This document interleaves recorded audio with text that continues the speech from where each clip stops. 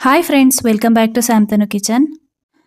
ಅನೇಕ ರೀತಿಯ ಇಂಟ್ರೆಸ್ಟಿಂಗ್ ಆಗಿರುವಂಥ ಯೂಸ್ಫುಲ್ ಟಿಪ್ಸ್ಗಳೊಂದಿಗೆ ಈ ವಿಡಿಯೋನ ಶೇರ್ ಮಾಡ್ತಾ ಇದ್ದೀನಿ. ವಿಡಿಯೋನ ಲಾಸ್ಟ್ ತನಕ ನೋಡಿ, ಹಾಗೆ ಸಬ್ಸ್ಕ್ರೈಬ್ ಮಾಡಿಲ್ಲ ಅಂದರೆ ಪ್ಲೀಸ್ ಸಬ್ಸ್ಕ್ರೈಬ್ ಮಾಡಿಕೊಂಡು ವಿಡಿಯೋನ ನೋಡಿ.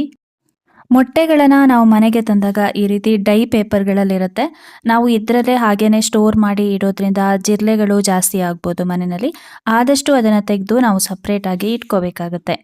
ಹಾಗೇನೆ ಮೊಟ್ಟೆನ ತುಂಬ ಜನ ಫ್ರಿಜ್ಜಲ್ಲಿ ಕೂಡ ಇಡ್ತಾರೆ. ಫ್ರಿಜ್ಜಲ್ಲಿ ಇಡೋ ಅವಶ್ಯಕತೆ ಏನಿಲ್ಲ, ನಾವು ಹೊರಗಡೆನೇ ಇಟ್ಕೋಬೋದು. ಅಂದರೆ ಅದರಲ್ಲೇ ಬರೆದಿರುತ್ತೆ ಇಷ್ಟು ದಿನ ವ್ಯಾಲಿಡಿಟಿ ಇರುತ್ತೆ ಅಂತ. ಅಷ್ಟು ದಿನ ನಾವು ಹೊರಗಡೆನೇ ಅದನ್ನು ಯೂಸ್ ಮಾಡ್ಕೋಬೋದು. ನೋಡಿ, ಈ ರೀತಿ ಯಾವುದಾದ್ರೂ ಒಂದು ಕಂಟೈನರಲ್ಲಿ ಸ್ವಲ್ಪ ಅಕ್ಕಿನ ಹಾಕಿ ಅದರೊಳಗಡೆ ನಾವು ಮೊಟ್ಟೆನ ಇಟ್ಕೊಂಡ್ರೆ ತುಂಬಾ ದಿನ ಅದನ್ನು ನಾವು ಯೂಸ್ ಮಾಡ್ಕೋಬೋದು. ಹಾಗೆ ಒಡೆಯೋದು ಕೂಡ ಇಲ್ಲ. ಇದಕ್ಕೆ ಸ್ಪೇಸ್ ಕೂಡ ಏನು ಜಾಸ್ತಿ ಬೇಕಾಗಿಲ್ಲ. ಹಾಗೆಯೇ ಮೊಟ್ಟೆನಲ್ಲಿ ತುಂಬ ಕೊಳೆಯಾಗಿ ಡಸ್ಟ್ ಇದ್ದಾಗ ಅದನ್ನು ಸ್ವಲ್ಪ ನೀರಲ್ಲಿ ತೊಳೆದು ಬಟ್ಟೆನಲ್ಲಿ ಒರೆಸಿ ಅದು ಫುಲ್ಲು ಡ್ರೈ ಆದಮೇಲೆ ನಾವು ಈ ರೀತಿಯಾಗಿ ಇಟ್ಕೋಬೋದು. ಫ್ರಿಜ್ಜಲ್ಲಿ ಕೂಡ ಇಟ್ಕೋಬೋದು, ಆದರೆ ಫ್ರಿಜ್ಜಲ್ಲಿ ನಾವು ಡೈಲಿ ಯೂಸ್ ಮಾಡುವಂಥ ವಸ್ತುಗಳೇ ತುಂಬೋಗಿರುತ್ತೆ. ಅದ್ರ ಜೊತೆ ಮೊಟ್ಟೆ ಕೂಡ ಇಟ್ಟಾಗ ಜಾಸ್ತಿ ಆಗಿಬಿಡುತ್ತೆ. ಅದಕ್ಕಿಂತ ನಾವು ಈ ಥರ ಒಂದು ಕಂಟೈನರಿಗೆ ಅಕ್ಕಿನ ಹಾಕಿ ಅದರೊಳಗಡೆ ಮೊಟ್ಟೆನ ನಾವು ಈ ರೀತಿ ಯಾವುದಾದ್ರೂ ಒಂದು ಸೇಫ್ ಆಗಿರೋ ಜಾಗದಲ್ಲಿ ಇಟ್ಕೊಂಡ್ರೆ ತುಂಬ ದಿನ ನಮಗೆ ಯೂಸ್ ಆಗುತ್ತೆ. ಆದಷ್ಟು ಈ ರೀತಿ ಡೈ ಪೇಪರ್ನ ಮನೆಯಲ್ಲಿ ಇಡೋದನ್ನು ಅವಾಯ್ಡ್ ಮಾಡಿ. ಸ್ಕೂಲಿಗೆ ಹೋಗೋ ಮಕ್ಕಳು ಮನೇಲಿದ್ದರೆ ಮನೆಯಲ್ಲಿ ಒಂದು ಪ್ರಿಂಟರ್ ಬೇಕಾಗುತ್ತೆ. ಯಾಕಂದರೆ ಸ್ಕೂಲಲ್ಲಿ ಆವಾಗವಾಗ ಏನಾದರೂ ಪ್ರಿಂಟ್ ತೊಗೊಂಡು ಬನ್ನಿ ಅಂತ ಹೇಳ್ತಾ ಇರ್ತಾರೆ. ಇಲ್ಲಾಂದರೆ ಏನಾದರೂ ಕಂಟೆಂಟ್ ಕ್ರಿಯೇಟ್ ಮಾಡಿ ಅದ್ರ ಬಗ್ಗೆ ಏನಾದರೂ ಬರೀರಿ ಅಂತ ಹೇಳ್ತಾ ಇರ್ತಾರೆ. ಆವಾಗ ಕೂಡ ಪ್ರಿಂಟೌಟ್ ಎಲ್ಲ ಬೇಕಾಗುತ್ತೆ. ಔಟ್ಸೈಡ್ ಹೋದಾಗ ಪ್ರಿಂಟಿಗೆ ತುಂಬಾ ಚಾರ್ಜ್ ತಗೋತಾರೆ. ಅದರ ಬದಲಾಗಿ ನಾವು ಮನೆಯಲ್ಲೇ ಒಂದು ಪ್ರಿಂಟರ್ನ ಇಟ್ಕೊಂಡ್ರೆ ಮಕ್ಕಳಿಗೆ ಕೂಡ ಯೂಸ್ ಆಗುತ್ತೆ. ಹಾಗೆ ನಮಗೂ ಏನಾದರೂ ಪ್ರಿಂಟ್ ಬೇಕು ಅಂದಾಗ ನಾವು ಪ್ರಿಂಟ್ಗಳನ್ನು ತೆಗಿಬೋದು. ಅದರಲ್ಲೇ ಸ್ಕ್ಯಾನ್ ಮಾಡಿ ಪ್ರಿಂಟ್ ತೆಗಿಯೋ ಆಪ್ಷನ್ ಕೂಡ ಇರುತ್ತೆ. ಹಾಗೆಯೇ ಒಂದೊಂದು ಸಲ ಸುಮ್ಮನೆ ಟೈಮ್ ವೇಸ್ಟ್ ಮಾಡ್ತಾ ಇರ್ತಾರೆ, ಟಿ ವಿ ನೋಡಿಕೊಂಡು ಅಥವಾ ಏನೋ ಆಟ ಆಡ್ಕೊಂಡು ಟೈಮ್ ವೇಸ್ಟ್ ಮಾಡ್ತಾ ಇರ್ತಾರೆ. ಅಂಥ ಟೈಮಲ್ಲಿ ನಾವು ಕೆಲವು ಜನರಲ್ ನಾಲೆಡ್ಜ್ ಕ್ವಶನ್ಗಳನ್ನೆಲ್ಲ ಕೊಟ್ಟು ಅವರಿಗೆ ಆನ್ಸರ್ ಮಾಡು ಅಂತ ಹೇಳ್ಬೋದು. ಈ ರೀತಿ ಪ್ರಿಂಟ್ ಎಲ್ಲ ತೆಗೆದು ಕೊಡ್ಬೋದು ಅವರಿಗೆ. ಒಂದೊಂದು ಸಲ ಏನಾಗುತ್ತೆ ಅಂದರೆ ಕೆಲವು ಪ್ರಿಂಟೌಟ್ಗಳು ಬೇಕಾಗಿರುತ್ತೆ ಮಕ್ಕಳಿಗೆ ಪ್ರಾಜೆಕ್ಟ್ಗಳನ್ನು ಮಾಡೋದಕ್ಕೆ. ನಾಳೆ ಕೊಡಬೇಕಾಗಿರುತ್ತೆ, ಇವತ್ತು ಹೇಳಿರ್ತಾರೆ ತನ್ನಿ ಅಂತ. ಸೊ ಅಂಥ ಟೈಮಲ್ಲಿ ನಮಗೆ ಔಟ್ಸೈಡ್ ಹೋಗಿ ಪ್ರಿಂಟ್ ತೆಗೆಯೋದು ತುಂಬಾ ಕಷ್ಟ ಆಗುತ್ತೆ. ಹಾಗೆಯೇ ಪ್ರಿಂಟ್ ಕಾಸ್ಟ್ ಕೂಡ ಅಷ್ಟೇ ಜಾಸ್ತಿ ಇರುತ್ತೆ. ಒಂದು ಮನೇಲಿ ಈ ರೀತಿ ಪ್ರಿಂಟರ್ನ ಇಟ್ಕೊಂಡ್ರೆ ತುಂಬಾ ಯೂಸ್ಫುಲ್ ಅಂತ ಹೇಳ್ತೀನಿ. ಖಂಡಿತವಾಗ್ಲೂ ಯೂಸ್ ಆಗುತ್ತೆ. ಮಕ್ಕಳಿಗಲ್ದಲೇ ದೊಡ್ಡೋರಿಗೆ ಕೂಡ ಯೂಸ್ ಆಗುವಂಥದ್ದೇ ಇದು. ಸುಮ್ಮನೆ ನಾವು ದುಡ್ಡನ್ನು ಅಲ್ಲಿ ಇಲ್ಲಿ ವೇಸ್ಟ್ ಮಾಡ್ತಾ ಇರ್ತೀವಿ. ಅದರ ಬದಲಾಗಿ ಈ ರೀತಿ ಒಂದು ಪ್ರಿಂಟರನ್ನು ಮನೇಲಿ ತಂದು ಇಟ್ಕೊಂಡಾಗ ಮಕ್ಕಳಿಗೆ ಕೂಡ ಯೂಸ್ ಆಗುತ್ತೆ, ಹಾಗೆ ದೊಡ್ಡವರಿಗೆ ಕೂಡ ಯೂಸ್ಫುಲ್ ಅಂತಲೇ ಹೇಳ್ಬೋದು. ಮಶ್ರೂಮ್ ರೆಸಿಪಿಗಳನ್ನು ಮಾಡಿದಾಗ ಆದಷ್ಟು ಮಶ್ರೂಮ್ನ ನಾವು ನೀಟಾಗಿ ಕ್ಲೀನ್ ಮಾಡ್ಕೋಬೇಕಾಗತ್ತೆ.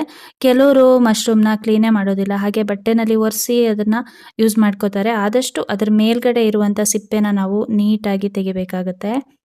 ನೋಡಿ, ಈ ರೀತಿ ನೀಟಾಗಿ ನಾವು ಬಿಡಿಸ್ಕೋಬೋದು. ಆದಷ್ಟು ಈ ರೀತಿ ಸಿಪ್ಪೆ ಬಿಡಿಸಿದಾಗ ಒಂದು ಪೇಪರ್ ಅಥವಾ ಟಿಶ್ಯೂ ಪೇಪರ್ನ ಈ ಥರ ಇಟ್ಕೊಂಡ್ರೆ ಅದ್ರ ಸಿಪ್ಪೆ ಅಲ್ಲಲ್ಲಿ ಅಂಟೋದಿಲ್ಲ.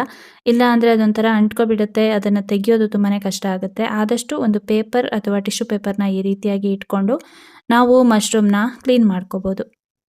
ಹಾಗೇ ಕ್ಲೀನ್ ಮಾಡ್ತೀವಿ ಅಂದಾಗ ಕಿಚನ್ ಕೌಂಟರಲ್ಲೆಲ್ಲ ಅಂಟ್ಕೊಬಿಟ್ಟಿರುತ್ತೆ. ಅದನ್ನು ಕ್ಲೀನ್ ಮಾಡೋದಕ್ಕೆ ತುಂಬಾ ಟೈಮ್ ಹಿಡಿಯುತ್ತೆ. ಆದಷ್ಟು ಈ ಥರ ಮಾಡ್ಕೊಳ್ಳಿ, ತುಂಬಾ ಯೂಸ್ಫುಲ್ ಅಂತಲೇ ಹೇಳ್ತೀನಿ. ಆದಷ್ಟು ಮಶ್ರೂಮ್ನ ನಾವು ಈ ರೀತಿ ಕ್ಲೀನ್ ಮಾಡಿ ಆದಮೇಲೆ ಒಂದು 2ರಿಂದ 3 ಸಲ ನಾವು ಅದನ್ನು ನೀರಲ್ಲಿ ನೀಟಾಗಿ ತೊಳ್ಕೊಬೇಕಾಗತ್ತೆ. ಅದರಲ್ಲಿ ಬ್ಯಾಕ್ಟೀರಿಯಾಗಳೆಲ್ಲ ಫಾರ್ಮ್ ಆಗೋ ಚಾನ್ಸ್ ತುಂಬಾ ಇರುತ್ತೆ. ಅಂದರೆ ತುಂಬ ದಿನ ಬೆಳೆದಿರ್ತಾರಲ್ವ, ಹಾಗಾಗಿ ಆದಷ್ಟು ಈ ರೀತಿ ಒಂದು 2ರಿಂದ 3 ಸಲ ನಾವು ನೀರಲ್ಲಿ ನೀಟಾಗಿ ತೊಳ್ಕೊಬೇಕು. ಹಾಗೆಯೇ ಅಡುಗೆ ಮನೆಯಲ್ಲಿ ಈ ರೀತಿ ಒಂದು ಪ್ಲಾಸ್ಟಿಕ್ ಸ್ಟ್ರೈನರ್ ಇದ್ದರೆ ನಾವು ತರಕಾರಿಗಳನ್ನೆಲ್ಲ ಕಟ್ ಮಾಡ್ತೀವಲ್ವ, ಆವಾಗ ತೊಳೆಯೋದಕ್ಕೆ ತುಂಬಾ ಈಸಿ ಆಗುತ್ತೆ. ನೋಡಿ, ಅದರಲ್ಲಿ ನೀರು ಸ್ವಲ್ಪ ಕೂಡ ನಿಲ್ಲೋದಿಲ್ಲ. ಹೀಗಾಗಿ ನಮ್ಮ ಕೆಲಸ ಕೂಡ ತುಂಬಾ ಸುಲಭವಾಗಿ ನಾವು ಮಾಡ್ಕೋಬೋದು.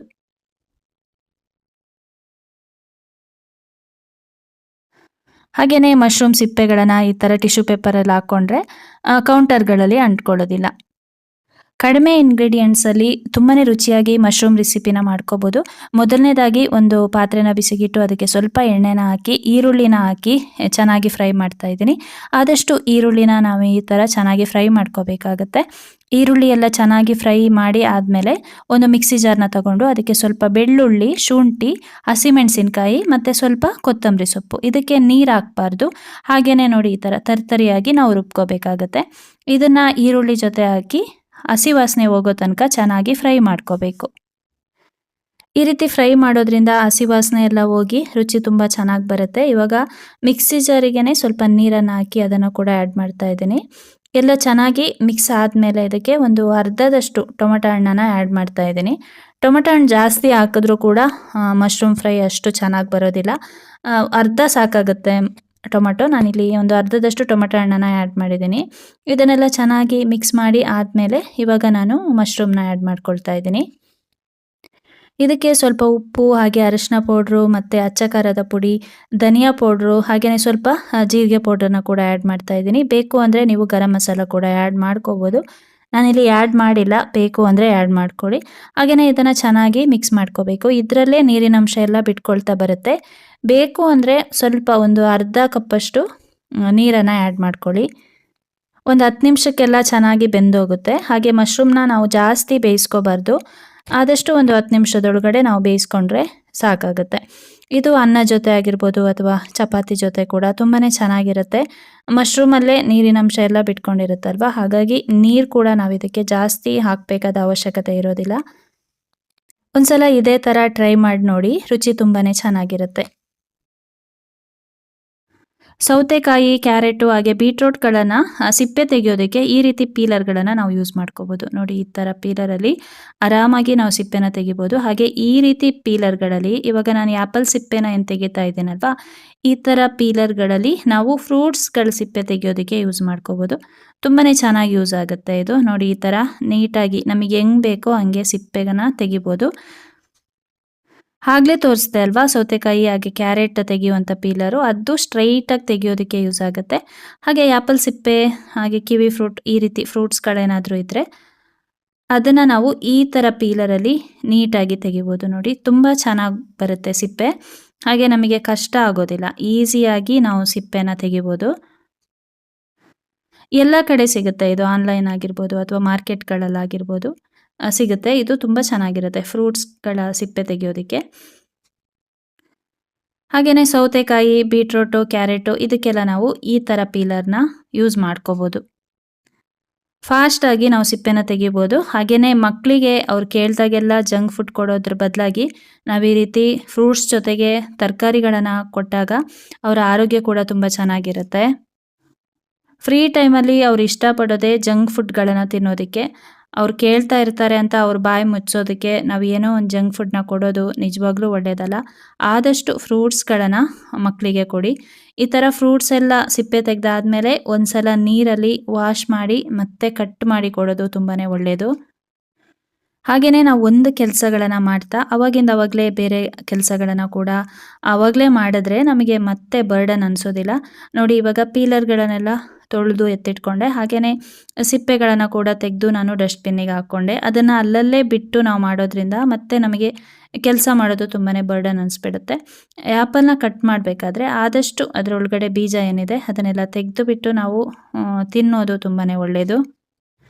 ಆದಷ್ಟು ಜಂಕ್ ಫುಡ್ಡಿಗೆ ಬದಲಾಗಿ ಈ ರೀತಿ ಫ್ರೂಟ್ಸ್ಗಳಾಗಿರ್ಬೋದು ಅಥವಾ ತರಕಾರಿಗಳನ್ನು ಮನೇಲಿ ದೊಡ್ಡವರಾಗಿರ್ಬೋದು ಅಥವಾ ಮಕ್ಕಳಾಗಿರ್ಬೋದು ಯಾರಿಗಾದ್ರೂ ಈ ರೀತಿ ನಾವು ಕೊಡೋದು ತುಂಬಾ ಒಳ್ಳೆಯದು. ಫ್ರೀ ಟೈಮಲ್ಲಿ ಅಂದರೆ ಟಿ ವಿ ನೋಡ್ತಾ ಇರ್ತಾರೆ, ಇಲ್ಲ ಆಟ ಆಡ್ತಾ ಇರ್ತಾರೆ, ಇಂಥ ಟೈಮಲ್ಲಿ ಅವರು ಇಷ್ಟಪಡೋದೇ ಜಂಕ್ ಫುಡ್ಗಳನ್ನು ತಿನ್ನೋದಕ್ಕೆ. ಆದಷ್ಟು ಅದನ್ನು ಅವಾಯ್ಡ್ ಮಾಡಿ ನಾವು ಈ ರೀತಿ ಫ್ರೂಟ್ಸ್ಗಳನ್ನು ಮಕ್ಕಳಿಗೆ ಕೊಡೋ ಅಭ್ಯಾಸನ ಮಾಡ್ಕೋಬೇಕಾಗತ್ತೆ.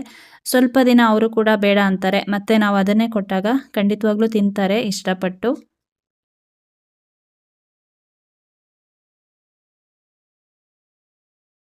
ಫ್ಲ್ಯಾಕ್ಸಿ ಸೀಡನ್ನು ದಿನನಿತ್ಯ ಜೀವನದಲ್ಲಿ ನಾವು ಉಪಯೋಗಿಸೋದು ನಮ್ಮ ಆರೋಗ್ಯಕ್ಕೆ ತುಂಬಾ ಒಳ್ಳೆಯದು ಅಂತ ಹೇಳ್ಬೋದು. ಹಾಗೆಯೇ ಇದನ್ನು ನಾವು ಯಾವುದೇ ಕಾರಣಕ್ಕೂ ಫ್ರೈ ಮಾಡಬಾರ್ದು. ಫ್ರೈ ಮಾಡಿದ್ರೆ ಅದರಲ್ಲಿರೋ ಕಂಟೆಂಟ್ ಎಲ್ಲ ಹೋಗುತ್ತೆ. ಆದಷ್ಟು ಇದನ್ನು ಸ್ವಲ್ಪ ಬಿಸಿಲಲ್ಲಿ ಒಣಗಿಸಿ ಮತ್ತು ಮಿಕ್ಸಿ ಜಾರಲ್ಲಿ ಸ್ವಲ್ಪ ಕೂಡ ನೀರಿರಬಾರ್ದು, ಆ ರೀತಿ ಚೆನ್ನಾಗಿ ಅದನ್ನು ಡ್ರೈ ಮಾಡಿಕೊಂಡು ನಾವು ಹಾಗೇ ಮಿಕ್ಸಿ ಜಾರಿಗೆ ಹಾಕಿ ಅದನ್ನು ಪೌಡರ್ ಮಾಡ್ಕೋಬೇಕು. ತುಂಬಾ ಮಾಡಬಾರ್ದು. ಒಂದು ವಾರಕ್ಕೆ ಎಷ್ಟು ಬೇಕು ಅಷ್ಟನ್ನು ನೀವು ಹಾಕ್ಕೊಳ್ಳಿ. ದಿನ ಒಂದೊಂದು ಸ್ಪೂನ್ ತಿಂತೀನಿ ಅಂದರೆ ಒಂದು 7 ಸ್ಪೂನ್ಗಳನ್ನು ಹಾಕಿ ಅದನ್ನು ಚೆನ್ನಾಗಿ ಗ್ರೈಂಡ್ ಮಾಡಿ ತೆಗೆದು ಇಟ್ಕೊಳ್ಳಿ. ತುಂಬಾ ಚೆನ್ನಾಗಿ ಪೌಡರ್ ಆಗುತ್ತೆ ಇದು. ಇದು ಟೇಸ್ಟ್ ಕೂಡ ಹಾಗೆ ಸಪ್ಪೆ ಇರುತ್ತೆ, ಏನು ಕಹಿ ಇರೋದಿಲ್ಲ ಅಥವಾ ಲೋಳೆ ಥರ ಆ ಥರ ಏನೂ ಇರೋದಿಲ್ಲ. ಹಾಗೆ ಕೂಡ ಇದನ್ನು ತಗೋಬೋದು. ಬಿಸಿನೀರಿಗೆ ಒಂದು ಸ್ಪೂನನ್ನು ಹಾಕಿ ಕುಡಿಬೋದು, ಇಲ್ಲ ಅಂದರೆ ಹಾಲಿಗೆ ಹಾಕಿ ಕುಡಿಬೋದು ಅಥವಾ ಮಜ್ಜಿಗೆಗೆ ಹಾಕಿ ಕುಡಿಬೋದು. ಒಟ್ಟಿಗೆ ದಿನದಲ್ಲಿ 1 ಸ್ಪೂನ್ ತಗೊಂಡ್ರೆ ನಮ್ಮ ಆರೋಗ್ಯಕ್ಕೆ ತುಂಬಾ ಒಳ್ಳೆಯದು. ಇದರಲ್ಲಿ ಮೇಯ್ನ್ ಆಗಿ ನಾರಿನಂಶ ಜಾಸ್ತಿ ಇರುತ್ತೆ, ಹಾಗಾಗಿ ಡೈಜೆಷನ್ ತುಂಬಾನೇ ಚೆನ್ನಾಗಾಗುತ್ತೆ. ಮತ್ತೆ ಗ್ಯಾಸ್ಟ್ರಿಕ್ ಪ್ರಾಬ್ಲಮ್ ಇರುತ್ತೆ ಅಲ್ವಾ, ಅವರಿಗೆಲ್ಲ ತುಂಬಾನೇ ಒಳ್ಳೆಯದು. ಹಾಗೆ ಮುಟ್ಟು ನಿಲ್ಲೋ ಅಂಥ ಟೈಮಲ್ಲಿ ಮಹಿಳೆಯರಿಗೆ ಅಂದರೆ ಆಫ್ಟರ್ 40 ಇಯರ್ಸ್ 45 ಇಯರ್ಸ್ ಮುಟ್ಟು ನಿಲ್ಲುವಂಥ ಟೈಮ್ ಅಲ್ವಾ, ಅಂಥ ಟೈಮಲ್ಲೆಲ್ಲ ಇದನ್ನು ಮಹಿಳೆಯರು ಕುಡಿಯೋದು ತುಂಬಾನೇ ಒಳ್ಳೆಯದು. ಹಾಗೆಯೇ ಇದರಿಂದ ಕ್ಯಾನ್ಸರ್ ಬರೋದಿಲ್ಲ ಅಂತ ಕೂಡ ಹೇಳ್ತಾರೆ. ಆದರೆ ಇದನ್ನು ಪೌಡರ್ ಮಾಡಿ ಜಾಸ್ತಿ ದಿನ ನಾವು ಸ್ಟೋರ್ ಮಾಡಿ ಇಡಬಾರ್ದು. ನೋಡಿ, ಈ ರೀತಿ ಒಂದು ಕಂಟೈನರಿಗೆ ಹಾಕಿ 1 ವಾರಕ್ಕೆ ಎಷ್ಟು ಬೇಕೋ ಅಷ್ಟು ಪೌಡರನ್ನು ಮಾಡಿ ನಾವು ದಿನನಿತ್ಯ ಇದನ್ನು ಸೇವಿಸಬೇಕು. 1 ವಾರದೊಳಗಡೆ ಅದು ಖಾಲಿ ಆಗೋ ಥರ ಮಾಡ್ಕೋಬೇಕಾಗತ್ತೆ. ಅದನ್ನು ಜಾಸ್ತಿ ಇಟ್ಟರೆ ಅದರಲ್ಲಿರೋ ಕಂಟೆಂಟು ವೇಸ್ಟ್ ಆಗುತ್ತೆ. ಈ ರೀತಿ ಒಂದು ಕಂಟೈನರಲ್ಲಿ ಹಾಕಿ ಫ್ರಿಜ್ಜಲ್ಲಿ ಇಟ್ಟು ನಾವು ದಿನನಿತ್ಯ ಇದನ್ನು ಸೇವಿಸಿದರೆ ನಮ್ಮ ಆರೋಗ್ಯಕ್ಕೆ ತುಂಬಾ ಒಳ್ಳೆಯದು. ಹಾಗೆಯೇ ನಮ್ಮ ಸ್ಕಿನ್ನಿಗೆ ಕೂಡ ತುಂಬ ಒಳ್ಳೆಯದು. ಸ್ಕಿನ್ ತುಂಬ ಗ್ಲೋ ಆಗುತ್ತೆ. ನಮ್ಮ ಕೂದಲಿಗೆ ಕೂಡ ತುಂಬಾ ಒಳ್ಳೆಯದು. ನಾವು ಫೇಸ್ ಪ್ಯಾಕ್ ಎಲ್ಲ ಮಾಡಿ ಸ್ಕಿನ್ ಗ್ಲೋ ಆಗುತ್ತೆ ಅಂದ್ಕೋತೀವಿ, ಆದರೆ ಮೇಲ್ಗಡೆ ಹಾಕೋದ್ಕಿಂತ ನಾವು ಅದನ್ನು ಸೇವಿಸಬೇಕು. ಆವಾಗ ನಮಗೆ ಒಳ್ಳೆ ಸ್ಕಿನ್ ಎಲ್ಲ ಗ್ಲೋ ಬರುತ್ತೆ. ಟ್ರೈ ಮಾಡಿ ನೋಡಿ, ನಮ್ಮ ಹೆಲ್ತಿಗೆ ಒಳ್ಳೆಯದು ಅಂದಮೇಲೆ ನಾವು ಸೇವಿಸ್ಬೋದು ಅಲ್ವಾ. ಫ್ರೆಂಡ್ಸ್, ಇವತ್ತಿನ ಈ ವಿಡಿಯೋ ನಿಮಗೇನಾದರೂ ಯೂಸ್ಫುಲ್ ಅನಿಸಿದ್ರೆ ಒಂದು ಲೈಕ್ ಮಾಡಿ, ಶೇರ್ ಮಾಡಿ, ಕಮೆಂಟ್ಸ್ ಮಾಡಿ, ಹಾಗೆ ಸಬ್ಸ್ಕ್ರೈಬ್ ಮಾಡಿಕೊಂಡು ವಿಡಿಯೋನ ನೋಡಿ. Thank you friends. Thanks for watching. Thank you.